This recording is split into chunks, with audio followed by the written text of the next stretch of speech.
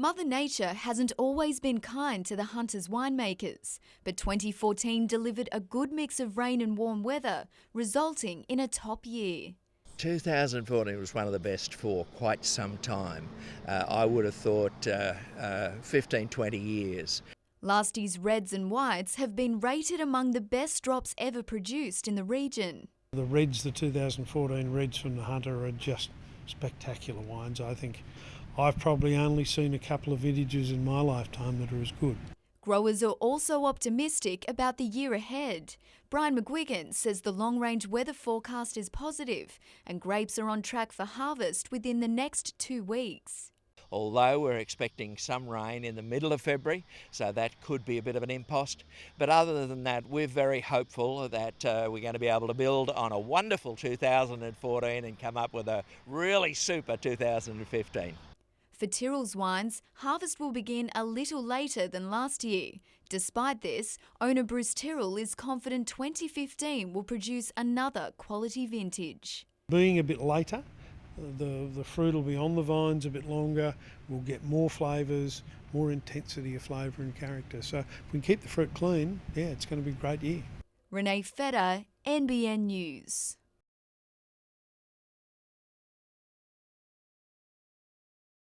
Before we knew him as an up-and-coming surfer, Jake Sylvester shot to fame as the Grom who claimed Kelly Slater's broken board during Surffest 2004. Couldn't drain this, it was just unbelievable.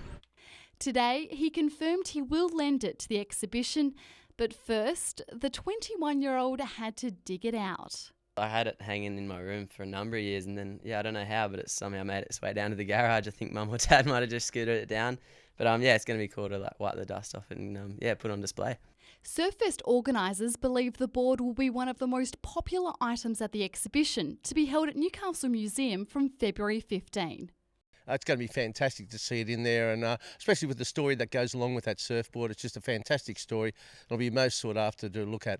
Sylvester says he's thankful for all the support he's received from the local surfing community over the years and is more than happy to give something back. Surffest has given me, and a lot of the other boys too that have grown up in the area, it's like such a giant stepping stone in all of our sort of competitive careers, so it's cool to give whatever we can back to Woz and the boys. In 2014, he made it through to the round of 16 in the Mark Richards Pro and is planning to take part this year. I think at the moment it looks like I'll be able to get in the main event, so I'll put my engine. Hopefully I'll be able to make a few heats. Meredith Gibbs, NBN News.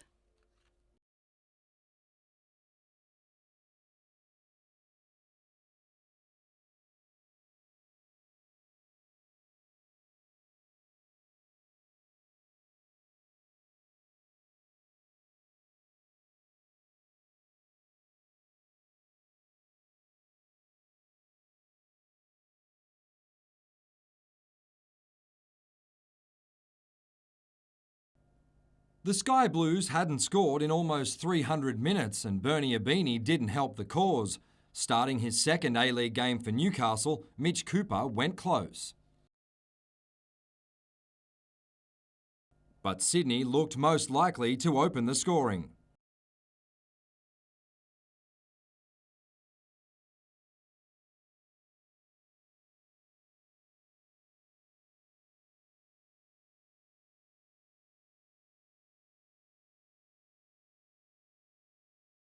Then came the controversial moment that could have been goal of the year.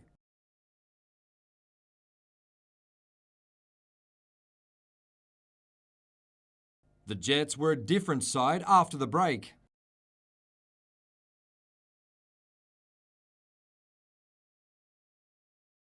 Adrian Madashi went close from a corner. At the other end, the defender picked up a knock as he denied Alex Brosk. Substitute Edson Montano almost made an immediate impact. While man of the match Ben Kennedy was determined to record a first clean sheet. Geronimo showed plenty of fight to return to action after popping his shoulder as Newcastle hung on for a point. They worked their backsides off there in the second half, and I think we brought some pride back to the shirt in the second half performance for us, and aside from the Melbourne City game, I think we've done quite well over the last 4 games.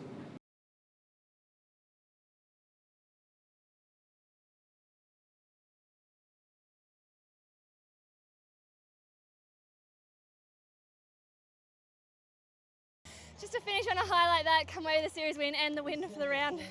Unbelievable.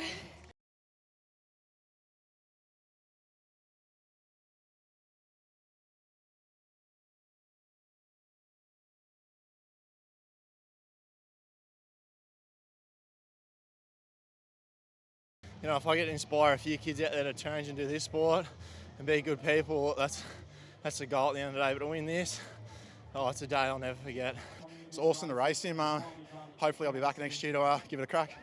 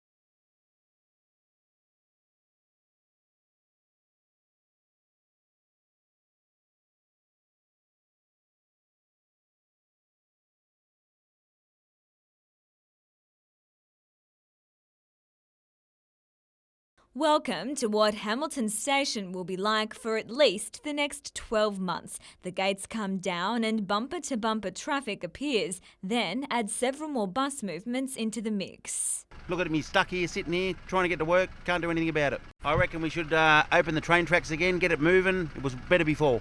Today was the first day interim buses took passengers beyond Hamilton Station to Newcastle, and finding commuters with an opinion wasn't difficult. We need to be very careful that someone doesn't get hit by a car trying to get from that side of Beaumont Street to this side. Although work is well underway, Save Our Rails line remains the same. It's going to create traffic gridlock. While Labor is also critical. This decision to truncate the rail line and use this as an interim solution while you build an interchange is a poor planning decision. Transport for New South Wales staff have been on hand since Boxing Day to assist as commuters get used to the new arrangements. They'll also return when students go back to school. The government argues it's all smooth sailing. We're running about 90% on-time running at the moment, which is a good result for a first day, and we're happy with that, and things will just continue to improve. As for concerns, things will only get busier. And of course, as people come back to work, things will get busier, but we're set up to cope with that. Vivian von Drainen, NBN News.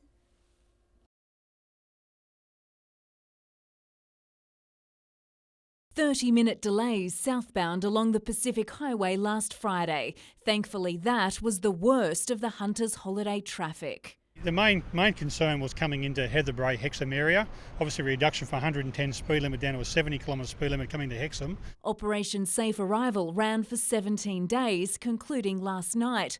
50,575 people were breath tested in the Hunter, with 97 caught drink driving, up 6 on last year. While over 4 days, including New Year's Day, 46 people tested positive for illegal drugs. The ratio at the moment we've got is 1 in every 4.5 drivers is testing positive for an illicit drug, which is concerning in itself. Police warn cannabis and methamphetamine can be detected in the body for days, even weeks. People are probably starting to take the illicit drugs thinking we can't test them. Here in the northern region, we can now test for the illicit drugs ourselves. Officers also say the number of speeding offences remains too high, with 1,565 booked, but it was down 205 on last year. Police believe their high-profile operation helped the region to be fatality-free. we fared very, very well. Our injury crashes were well down on the previous year, which is an excellent. So it's a tribute to the drivers that took their time and arrived at a destination safely. We had a few minor incidents, but nothing that was of concern.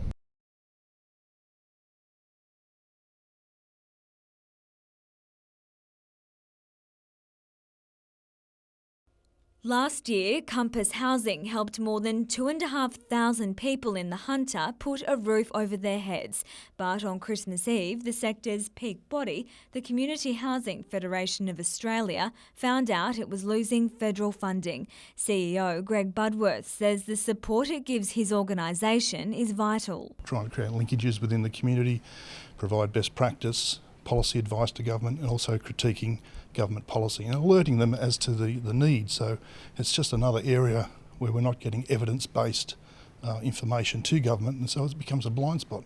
For Compass Housing, it could mean losing its voice in government. We'll continue to do our bit to address housing affordability, but it'll mean we'll have to probably establish our own research arm and critique government policy that way. But his biggest fear is that the affordable housing situation in the Hunter will only get worse. The government is yet to respond publicly to Compass Housing's concerns. Vivian von Drainen, NBN News.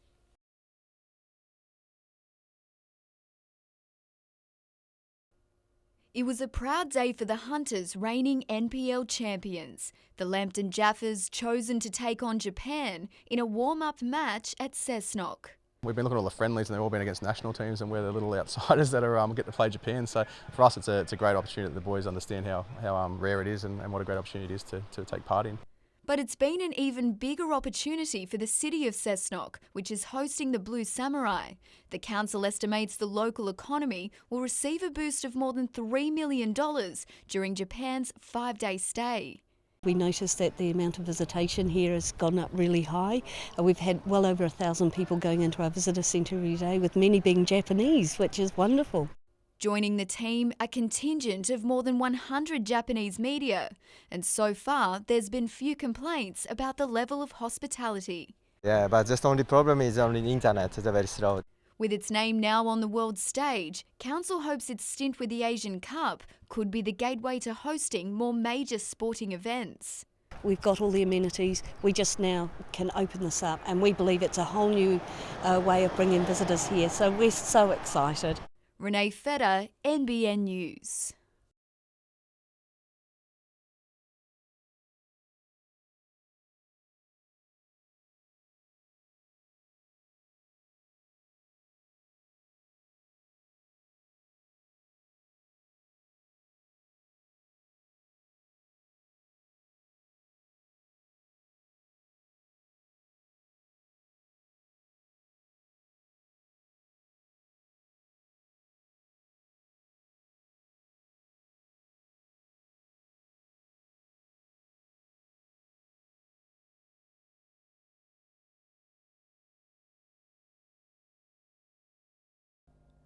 He's represented his country, won a grand final and holds the record for the most appearances in the A-League. Now, more than 4 years after leaving Newcastle, former Jets skipper Matt Thompson is heading back to the Hunter for Maitland's much-anticipated return to top-flight local football. The club believes he still has plenty left in the tank. 32 is, still in your prime. He's fit. He looks great. He's very enthusiastic about it. Mentally, he's really keen to do this. A big factor in Thompson's move was the chance to be involved with junior development. He's definitely very interested in doing this, and I know it will be successful and it'll be great for that area. Thompson is the competition's biggest signing since Lambton secured the services of fellow former Jets skipper Job Wheelhouse in 2013. I think it's a great coup for the competition, and it's good to see guys like Job and Matt Thompson in the competition. I think it's only making the competition stronger. The NPL season is still a few months away, but today the Jaffers were preparing for a clash with Asian Cup champions Japan. So we brought Huck and Canley in, Ricky Metcalf and Brad Swancott. So we've got a few new signings there that we're looking forward to seeing on the park today. Media was only permitted to take footage of the two sides warming up, but we can report that the Blue Samurai prevailed 7-0.